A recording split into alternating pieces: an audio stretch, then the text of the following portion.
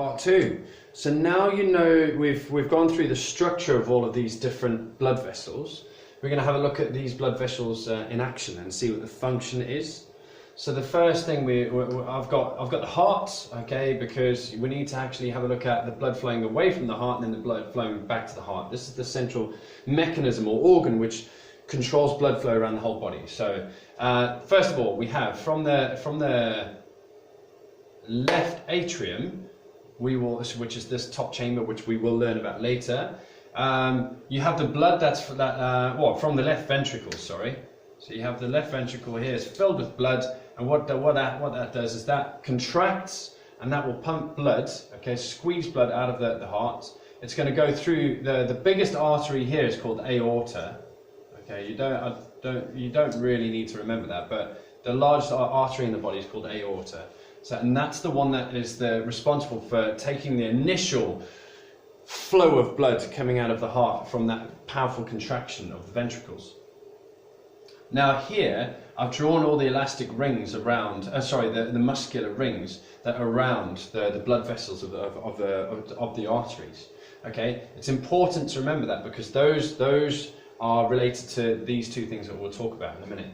So the oxygenated blood, generally red in colour, okay, will actually sort of flow through the arteries, and then when it gets thinner, you've got the arterioles, and it takes that oxygenated blood to the muscles. So let's say, for example, this is a muscle here, okay? What's happening here is that you've got all of that oxygenated blood will go to the muscle there, okay? So there's diffusion that occurs here with the oxygen, and then from the muscle's been working as well, so the muscle's been building up CO2, okay, and what that does is that just exchanges. So you've got a gaseous exchange that actually occurs at the tissues as well as at the lungs. Once the oxygen has been given off or supplied to the working muscles, it takes the hemoglobin then absorbs or takes on the oxygen, the carbon dioxide, and then that blood then goes through into the venules, okay, so which are the smaller veins, the venules, and then start working its way back up towards the heart. Okay, here again you can see the valves which stop the backflow. Okay, you don't want the backflow of blood, so those valves keep going, and the blood eventually sort of works its way back up towards the heart. Okay, so the veins' functions are to take deoxygenated blood back towards the heart. Okay, and the arteries' main functions are to take oxygenated blood away from the heart to the working muscles or tissues. So if we now have a look at vasodilation and vasoconstriction, these are two key principles that we need to know about. So they're very simple, okay? Now, the clever thing about the arteries is that they can change and the body can control where the blood goes to. So say, for example, you're just eating a meal, okay? Blood needs to go to your digestive system, okay? However, about say half an hour later, okay, you then go and do some exercise.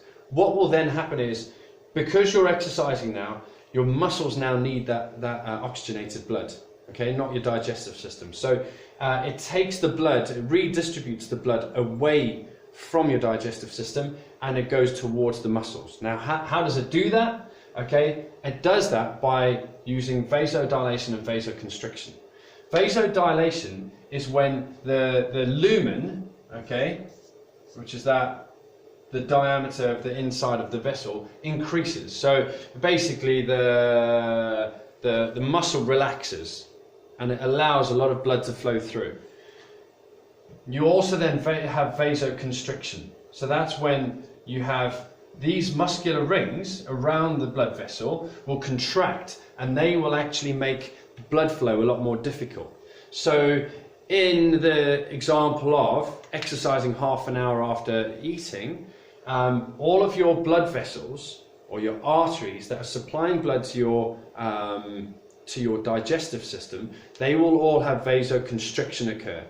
So they will slow down the flow of blood to the digestive system, and all of the arteries that are supplying the muscles, they will have vasodilation that will occur. So basically you'll have a big flow that will go towards the muscles and less flow going towards the digestive system.